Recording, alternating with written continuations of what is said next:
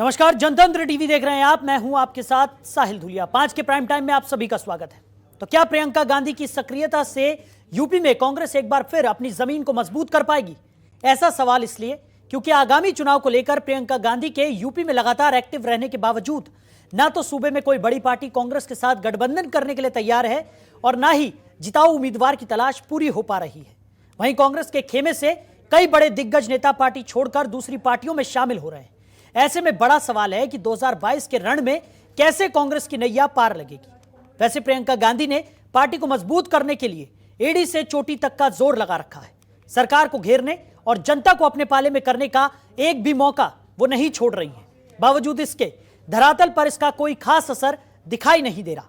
वैसे प्रियंका गांधी एक बार फिर लखनऊ दौरे पर है। पार्टी में जान फूंकने के लिए कई तरह के प्लान बना रही है।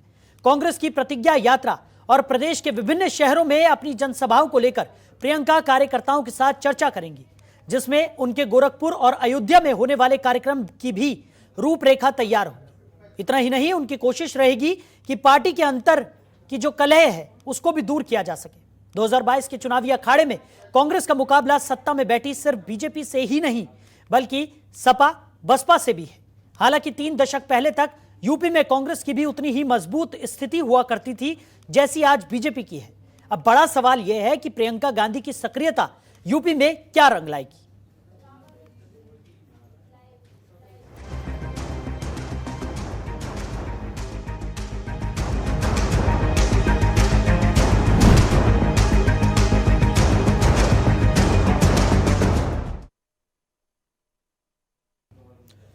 तो आज इसी मुद्दे पर हम चर्चा करने वाले हैं कि लगातार प्रियंका गांधी तो सक्रिय नजर आ रही हैं उत्तर प्रदेश में, लेकिन उनकी सक्रियता से क्या जो कांग्रेस की खोई हुई जमीन है वो वापस लौट पाएगी? और इसी पर चर्चा करने के लिए खास मेहमान भी हमारे साथ जुड़ गए हैं।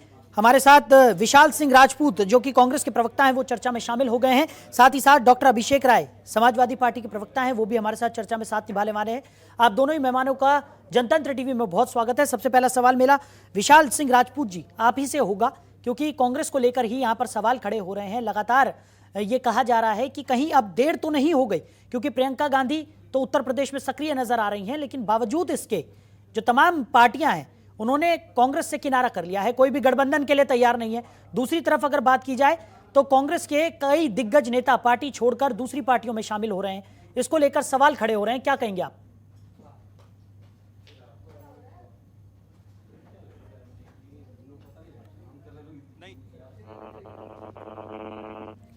जनमानस की आवाज उठाने का काम किसी ने किया है, तो चाहे वो कुंभा के आदिवासियों का नरसंहार हो, चाहे उन्नाव में विश्वकर्मा समाज की लड़की को जिंदा फूंक देने की घटना हो, चाहे हाथरस की दलित बेटी के पहले दुष्कर्म के साथ हिंदू रीति रिवाज के खिलाफ पेट्रोल डालकर जिंदा जला देने की घटना हो, चाहे लखीमपुर में पंचायत चुनाव में के दौरान एक महिला का नामांकन न करना और उसके साथ चीरहरण करने की घटना हो, सीए के आंदोलन में 76 वर्षीय बुजुर्ग दादापुरी को प्रताड़ित करने की घटना हो, तो चाहे वो किसान आंदोलन के दौरान मेरठ, बिजनौर, रामपुर, मुरादाबाद किसानों की प्रताड़ना व मौत की बात रही हो, हर जगह कांग्रेस महासचिव आदरणीय प्रियंका गांधी जी एक बेटी की तरह, एक मां की तरह खड़ी रही है।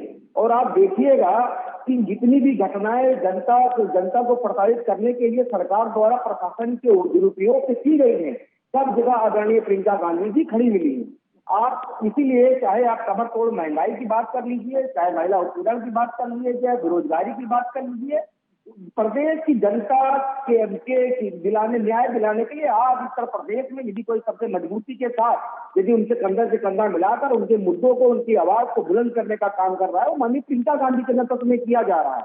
और जहां तक बात 2022 के चुनाव की रही थी, 2022 का चुनाव नहीं है, ये उत्तर प्रदेश की जनता को उत्तर देने का समय है। जो वर्तमान भारतीय जनता पार्टी की सरकार है वो उसको जवाब देना पड़ेगा, उसको बेरोजगारी पर जवाब देना पड़ेगा। जो उसने 2 करोड़ युवाओं को प्रतिवर्ष रोजगार देने का वादा किया था, उसको किसान का जो मूल्य था, उचित मूल्य था जो फसल का, वो उसको उनको जवाब देना पड़ेगा। जो महिलाओं के साथ बलिया से लेके नोएडा तक जो उत्पीड़न किया जा रहा है उस पर जवाब देना पड़ेगा।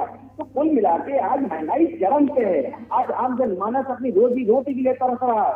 आज वो हताश खड़ा है और वो इसी वक्त का इंतजार कर रहा है कि जब उत्तर प्रदेश की जनता का नेतृत्व माननीय प्रियंका गांधी करेंगी। और बहुत जल्द ही आप देखिएगा, एक ये जो उत्तर प्रदेश में 2022 के चुनाव है, ये जनता का चुनाव है, चौंकाने वाला चुनाव है। और आप देखिएगा इसमें कांग्रेस पार्टी बहुत मजबूती के साथ, क्योंकि आप खुद जानते हैं कि कोरोना काल में सबसे ज्यादा, चाहे वो सैनिटाइज कराने का काम हो, दवा वितरण का काम हो, राशन बांटने का काम हो, चाहे प्रवासी व्यक्तियों को एक स्थान से दूसरे स्थान ले जाने का काम हो, यदि सबसे पहले किसी ने पहल की थी वो प्रियंका गांधी के नेतृत्व में कांग्रेस पार्टी के कार्यकर्ताओं और नेताओं ने की थी। तो आज खुद जनता देश और जनता खुद भी छुपा है। ठीक है विशाल जी कई मुद्दे आपने यहाँ पर उठाए, उन पर भी हम चर्चा करेंगे। फिलहाल हमारे साथ डॉक्टर अभिषेक राय भी जुड़े हुए हैं, समाजवादी पार्टी के प्रवक्ता हैं।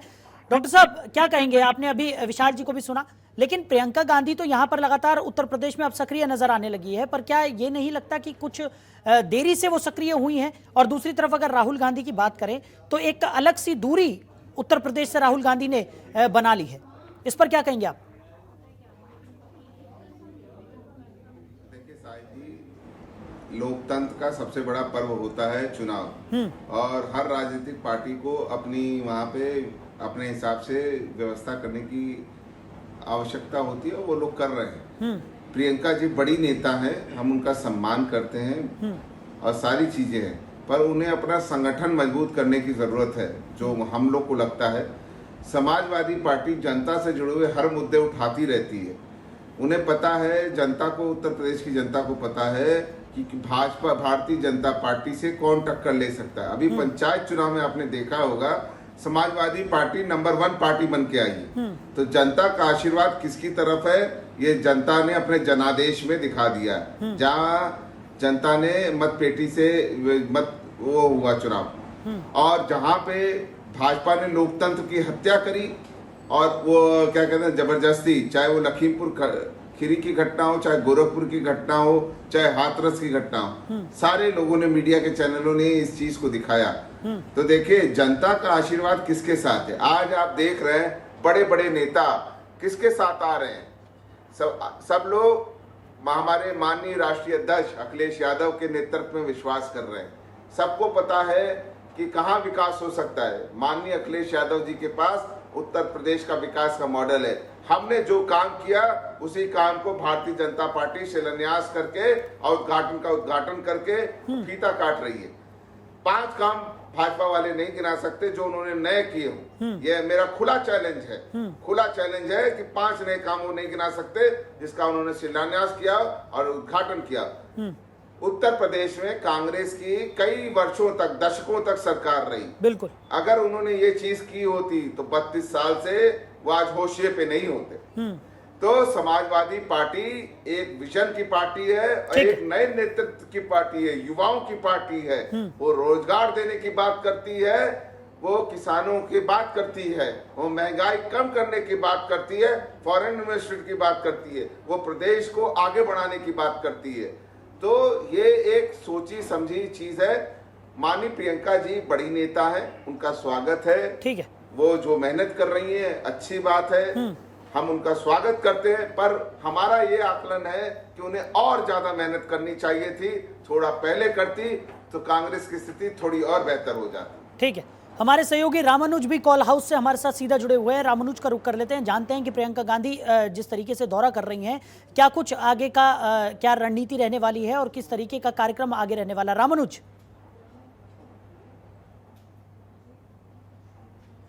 देखिए साहिल की अगर बात की जाए कि उत्तर प्रदेश में प्रियंका गांधी कल पहुंची हैं और आज भी लखनऊ में ही हैं, और उत्तर प्रदेश में सुबह से अगर बात की जाए, लखनऊ में कॉल हाउस में सुबह 10 बजे से बैठकों का दौर जारी है और शाम को 4 बजे ये बैठक का दौर समाप्त हुआ है। और इसमें तमाम उन बातों का निर्णय लिया गया है कि उत्तर प्रदेश में कैसे चुनाव की तैयारी की जाए, उत्तर प्रदेश में कैसे जो है विधानसभा चुनाव के लिए जो रैलियां निकालनी है वो कैसे किया जाएगा, कैसे जो यात्रा निकालनी है उसको कैसे किस किस रूट से जाएगी और 4 भागों में कैसे बांटा जाएगा उस यात्रा को, इस बारे में चर्चा हुई है। और इसके साथ साथ टिकटों के वितरण की अगर बात की जाए तो टिकटों के वितरण को लेकर जो है समस्या कैसे निजात दिलाई जाए, क्योंकि 100 ऐसे क्षेत्र हैं, विधानसभा क्षेत्र जहां पर वॉर रूम बनाएगी कांग्रेस, उसमें क्या तैयारी रहेंगी, सारी चीज़ें जो हैं आज डिस्कशन हो रही थी तमाम उन नेताओं के द्वारा, उनके साथ बैठ के चर्चा हुई थी। और इसके साथ साथ अगर बात की जाए तो शाम को 6 बजे एक बार फिर जो है चर्चाओं का दौर शुरू हो सकता है और उसमें तमाम और बिंदुओं पर जो चर्चा होगी, क्योंकि माना जा रहा है कि फिर से एक बार प्रियंका गांधी जो है नाव यात्रा भी शुरू कर सकती हैं और इसके साथ साथ जो प्रतिज्ञा यात्रा 12,000 किलोमीटर से ज़्यादा तय करनी है उसके ऊपर भी चर्चा होगी। और जो नवरात्र है, नवरात्र के बाद जो है ये शुरुआत की जाएगी, तो जाहिर सी बात है उत्तर प्रदेश के अंदर ये सारी चर्चा जो है कॉल हाउस के अंदर हो रही है और इसमें शाम को 6 बजे एक बार फिर से मीटिंग बुलाई गई है और इसमें तमाम और बिंदुओं पर भी चर्चा होगी। जी चलिए रामू जी, बने रहिए हमारे साथ। विशाल सिंह राजपूत जो कि कांग्रेस के प्रवक्ता हैं वो लगातार हमारे साथ बने हुए हैं। विशाल जी, मेरा सवाल ये था कि प्रियंका गांधी की अगर हम बात करें तो उनकी सक्रियता यूपी में साफ तौर पर देखी जा सकती है, अलग अलग जगहों का दौरा भी यहाँ पर प्रस्तावित है। बात की जाए तो कार्यकर्ताओं को भी संगठित करने की पुरजोर कोशिश यहाँ पर उनकी तरफ से की जा रही है। लेकिन अगर हम कांग्रेस की बात करते हैं तो 2 अहम मुद्दे हैं जिसको लेकर काफ़ी ज़्यादा सवालों के घेरे में कांग्रेस रही है। पहला अंतरकलह और दूसरा अगर बात की जाए तो मजबूत नेतृत्व की कमी। ये 2 ऐसे मुद्दे हैं जिसको लेकर बार बार कांग्रेस पर सवालिया निशान उठते रहे हैं, चाहे वो पार्टी के अंदर से हो या पार्टी के बाहर से हो, और उसको लेकर किसी मजबूत रणनीति की यहाँ पर बेहद ज़रूरत है क्योंकि विधानसभा चुनाव बेहद नज़दीक हैं। राहुल गांधी की बात करें तो राहुल गांधी अमेठी से चुनाव लड़े थे, उसके बाद चुनाव में मिली हार के बाद उन्होंने अमेठी से एक लंबी दूरी यहाँ पर बना ली, जिसको लेकर भी कई बार सवाल खड़े किए गए कि अगर अमेठी से ही उनकी दूरी इस तरीके की है तो बाकी जगहों की अगर हम बात करें तो कांग्रेस की एक लगातार लंबी दूरी यहाँ पर बनती जा रही है उत्तर प्रदेश में, और जो मजबूत स्थिति में कांग्रेस इससे पहले थी वो मजबूत स्थिति अब खोती जा रही है और भारतीय जनता पार्टी की स्थिति यहाँ पर मजबूत होती जा रही है। क्या कहेंगे? गांधी परिवार की बात है 1957 से लेकर चाहे माननीय प्रियंका गांधी जी के दादा फिरोज गांधी जी रहे हों, चाहे उनकी दादी इंदिरा गांधी जी रही हों, चाहे उनके पिता स्वर्गीय माननीय राजीव गांधी जी रहे, चाहे उनके चाचा संजय गांधी जी रहे हों, चाहे खुद उनके भाई राहुल गांधी जी रहे, उत्तर प्रदेश से उनका लगाव, उनका घर, सब कुछ जो भी है, जो भी इतिहास है कांग्रेस पार्टी का, इस उत्तर प्रदेश का है। और जहां तक बात रही उत्तर प्रदेश के विकास की, तो मैं आपको बता दूं 3 दशकों तक आप खुद देखिए, जब से उत्तर प्रदेश की कांग्रेस की सरकार इस प्रदेश से गई तो आप देख लीजिए विकास पूर्ण हो चुका है। जितने भी कल कारखाने थे, नहरें थी, कारखाने थे, सब जीने मिले थी। आप देख लीजिए आज वर्तमान में उनकी स्थिति क्या है। और आज जब से उत्तर प्रदेश में आज यहाँ जन की बात नहीं हो रही है, आज यहाँ पे मुद्दों की बात नहीं हो रही है, आज जब से उत्तर प्रदेश कांग्रेस शासित ना रहा हो तब से यहाँ पे जातीय संता काफी हो गया, धर्म हावी हुआ और आम जनमानस के जो मुद्दे थे वो शून्य होते चले गए। तो कुल मिलाकर विशाल जी देखिए सवाल यही तो है कि कांग्रेस किस भूमिका में है, क्योंकि विपक्ष की भूमिका में तो कांग्रेस यहाँ पर नजर नहीं आ रहा है।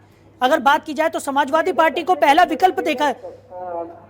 हाँ। नहीं देखिए वो तो चश्मे का खेल है और जहाँ तक मैं देख पा रहा हूँ नहीं, लेकिन जनता के बीच जब तक पार्टी के उम्मीदवार जनता के बीच में जाएंगे ही नहीं, पार्टी के नेता जनता के बीच में जाएंगे नहीं, तो जनता को कैसे पता चलेगा कि वो किस भूमिका में है? तो मैं इसके लिए आपको जानकारी दे दूं। इससे पहले भी एक प्रोग्राम चल रहा है कि प्रशिक्षण से लेकर प्रक्रमण तक उसमें जिला स्तर पर, ब्लॉक स्तर पर, न्याय पंचायत अध्यक्षों की ट्रेनिंग हो चुकी है और खुद जिसमें 29,000 लोगों को प्रशिक्षित कर चुके हैं और वर्तमान में ग्राम पंचायत अध्यक्षों की जो ट्रेनिंग है वो चल रही है। और खुद अभी आप खुद देखिए कि आज कांग्रेस पार्टी एक लौकी पार्टी है जो जमीन पे, ब्लॉक स्तर पे, पंचायत स्तर पे सबसे ज्यादा अपनी उपस्थिति दर्ज करा रही है। और खुद देखिएगा आने वाले समय में, मैं तो पूरे दावे के साथ कहता हूं कि उत्तर प्रदेश में यदि आम जनमानस के मुद्दे उठाने में नंबर 1 पर कोई विपक्ष की भूमिका निभा रहा है, वो एक लौकी कांग्रेस पार्टी है। वो आपके चैनल के माध्यम से कई बार दिखाया गया। ठीक है, चलिए यहाँ पर एक छोटे से ब्रेक के लिए हमें रुकना पड़ेगा। ब्रेक के बाद इस चर्चा को हम जारी रखेंगे। तो यहाँ वक्त हो चला एक छोटे से ब्रेक का, जल्द लौटेंगे, आप बने रहिए। तो ब्रेक के बाद हमारी इस खास पेशकश में एक बार फिर से आप सभी का स्वागत है। लगातार हम चर्चा कर रहे हैं प्रियंका गांधी की सक्रियता उत्तर प्रदेश में नजर आ रही है, लेकिन कांग्रेस को अब किसका सहारा है? क्या प्रियंका गांधी की सक्रियता से यूपी में कांग्रेस रंग ला पाएगी इसी पर आज हम चर्चा करने वाले हैं। तमाम मेहमान हमारे साथ जुड़े हुए हैं। ब्रेक से पहले हमने चर्चा की थी, कांग्रेस के विचार हमने जाने, समाजवादी पार्टी के प्रवक्ता हमारे साथ जुड़े हुए थे, उनके भी विचार हमने यहाँ पे जाने। कृष्ण मोहन पांडे, प्रवक्ता बीजेपी, भी हमारे साथ इस चर्चा में शामिल हो गए। सर, आपका बहुत स्वागत है जनतंत्र टीवी में। कृष्ण मोहन जी, क्या कहेंगे, कैसे देखते हैं? प्रियंका गांधी काफी ज्यादा सक्रिय उत्तर प्रदेश में नजर आ रही है, कई रैलियां भी यहाँ पर प्रस्तावित है, कई कार्यक्रम यहाँ पर प्रस्तावित हैं, और अब जैसे जैसे चुनाव नजदीक आ रहा है, प्रियंका गांधी की सक्रियता और ज्यादा उत्तर प्रदेश में बढ़ती हुई नजर आ रही है, क्या कहेंगे? प्रियंका गांधी जी जो उत्तर प्रदेश में चुनाव लड़ने आ रही है, ये चुनाव लड़ने आज नहीं आई है और ये सरकार बनाने की उद्देश्य से नहीं आई है। ये उत्तर प्रदेश 2000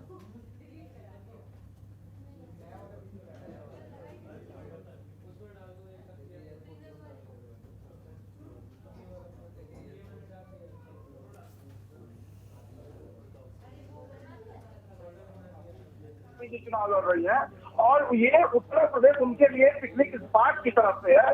जैसे प्रियंका गांधी जो है लंबे दिनों से उत्तर प्रदेश में कोरोना काल में कहीं दिखी नहीं। पूरे कोरोना काल में ये बैठकर अपना इधर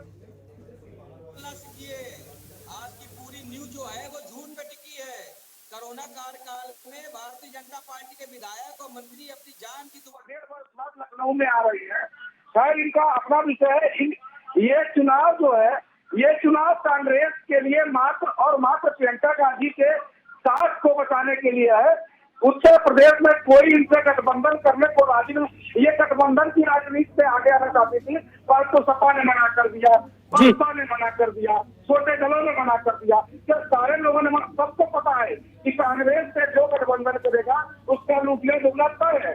इसका सीधा उदाहरण पश्चिम बंगाल है, असम है और उत्तर प्रदेश का पंचायत चुनाव में भी कांग्रेस को जनता ने धूल चटाती है और इनको बता दिया है कि कांग्रेस से इस देश का मुंह भंग हो चुका है। आपके चाल, चेहरे और चरित्र को पूरा देश देख चुका है और आप निश्चिंत होकर आनंद लीजिए।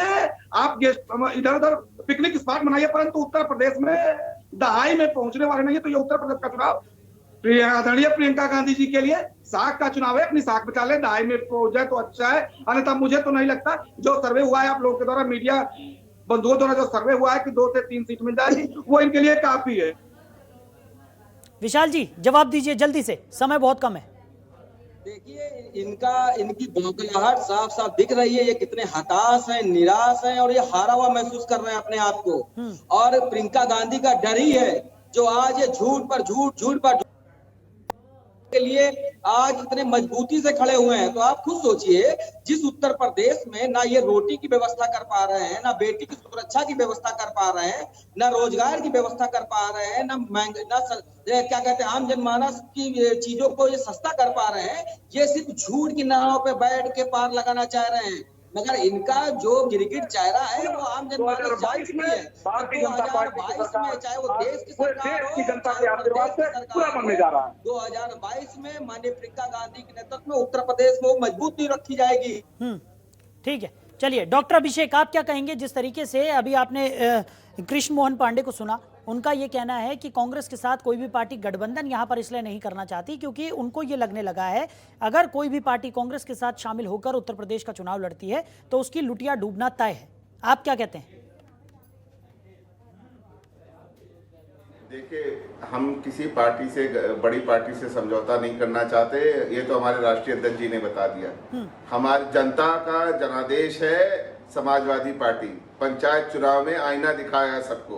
नंबर 1 पार्टी थी पंचायत चुनाव में। अभी पांडे जी पंचायत चुनाव की बात कर रहे थे ना, तो उसका जवाब है समाजवादी पार्टी नंबर 1 पार्टी बन के उभरी थी, जहां मत पेटी क्या कहते हैं उससे चुनाव हुआ।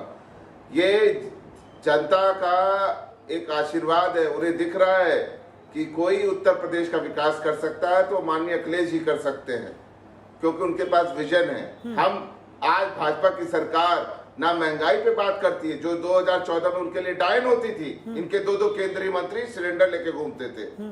हम मांग करते हैं इस भाजपा की सरकार से कि टॉप 10 माफियाओं की लिस्ट जारी करें। क्यों नहीं जारी करते? ये उस टॉप 10 माफिया की लिस्ट में पता चल जाएगा कि कौन अपराधी किस पार्टी में। आप इलेक्शन कमीशन की वेबसाइट पे चले जाएं, वहां पे पता चलेगा कि इनके 40% से ज्यादा विधायक और सांसदों पे 2 से ज्यादा आपराधिक मुकदमे दर्ज हैं। ठीक है, तो ये तो आप सबको पता है, इससे अराजक सरकार कोई हुई नहीं, इनसे अराजक सरकार कोई नहीं। किसान 10 महीने से सिंधु ऑर्डर पे बैठा हुआ है, उसकी बातें सुन नहीं रहे हैं। ठीक है, ठीक है। डॉक्टर साहब, समय बहुत कम है हमारे पास, कृष्ण मोहन जी से भी उनकी राय जान लेते हैं। फाइनल कमेंट देखिए डॉक्टर साहब, जल्दी जल्दी जल्दी, ठीक है, जल्दी बोलिए।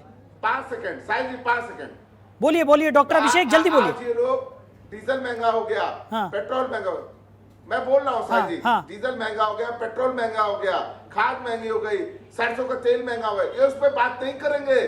5 काम ये भाजपा की सरकार नहीं बता सकती जिसपे इन्होंने शिलान्यास किया हो और उसका उद्घाटन किया हो। मैं इनसे चैलेंज करके पूछता हूँ, आप ये इनका जवाब ले लो। ठीक है, कृष्ण मोहन पांडे जी जल्दी से, समय बहुत कम है, 30 सेकंड है आपके पास, जल्दी फाइनल कमेंट्स आपके। पांडे जी सुन पा रहे हैं आप? कि हम भारतीय जनता पार्टी की और केंद्र की और उत्तर प्रदेश की सरकार ने शिलान्यास भी किया है और उद्घाटन भी किया है, बीतों आपको बताना चाहिए। परंतु समस्या क्या है कि भाई साहब के जो सरकार में 2012 से लेके 17 की जो सरकार थी, उसमें इनमें काम नहीं होता था, ये कारनामे करते थे और इनके कारनामे इतने बड़े बड़े थे कि उत्तर प्रदेश की सरकार ने उठा के इनको ऐसे देखा कि 24 सीट के आगे रह गए और इस बार शायद ये 10 से 20 सीट में। जल्दी पांडे जी, बहुत कम समय है, जल्दी से। उत्तर प्रदेश में सरकार भारतीय जनता पार्टी बनाने जा रही है। ठीक है, ठीक है, है, ठीक है। कॉल हाउस से हमारे सहयोगी रामानुज हमारे साथ लगातार बने हुए। रामानुज, जिस तरीके से कार्यक्रम की जानकारी आपने दी कि आज शाम को 6 बजे मीटिंग होने वाली है, उसके अलावा आज कुछ प्रस्तावित है प्रियंका गांधी की तरफ से? जल्दी, बहुत कम समय। नहीं, देखिए साहिल, अभी तक कोई ऐसा प्रस्तावित कार्यक्रम नहीं है। माना जा रहा है कि शाम को 6 बजे जो बैठक रखी है उसमें भी किस तरीके से 2022 के चुनाव को लड़ना है उसके ऊपर मंथन होगा और उसके साथ साथ जो 100 वार रूम बनेंगे उनके ऊपर क्या कुछ स्ट्रेटजी रहेगी, किस किस चीज़ पे फोकस किया जाएगा, सारी चीज़ें इस बैठक में होंगी। और इतना ही नहीं, स्क्रीनिंग कमेटी की बैठक में किस तरीके निर्णय लिए जाएंगे, किन किन लोगों को जो टिकट दी जाएगी, ये सारी बातें जो है अब शाम के 6 बजे वाली बैठक में होगा। और ऐसे में देखना होगा कि उत्तर प्रदेश में 2022 के चुनाव के लिए कैसे प्रियंका गांधी तैयारी कर रही है। चलिए, रामानुज हमारे साथ जुड़ने के लिए, तमाम जानकारी के लिए आपका बहुत शुक्रिया। तमाम मेहमान हमारे साथ इस चर्चा में शामिल हुए थे, आप सभी मेहमानों का भी बहुत शुक्रिया। तो साफ तौर पर प्रियंका गांधी की सक्रियता तो उत्तर प्रदेश में अब नजर आने लगी है, लेकिन ये सक्रियता यूपी में क्या रंग लेकर आएगी ये तो आने वाला वक्त ही बताएगा। फिलहाल इस खास पेशकश में मेरे साथ इतना ही। आप बने रहिए और देखते रहिए जनतंत्र टीवी। नमस्कार। खबरों के निष्पक्ष विश्लेषण के लिए सब्सक्राइब करें Janatantra TV and press the bell icon. Never miss any update.